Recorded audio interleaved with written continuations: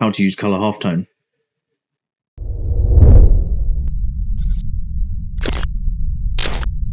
Hello, another quick one today. Start by making a circle. Get that thing centered.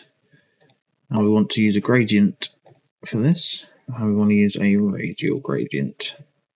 And ideally we want the black in the middle, I think. If you go up to Effect, Pixelate, Color Halftone, and then here we have our Color Halftone menu.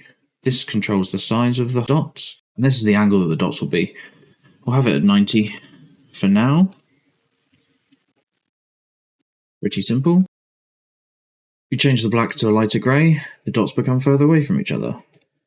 If you want to change the angle or the dot size after, you go to Appearance, Color Halftone. Now we'll change these to something a bit bigger, 25, and let's do a diagonal. You can do this with anything with a gradient.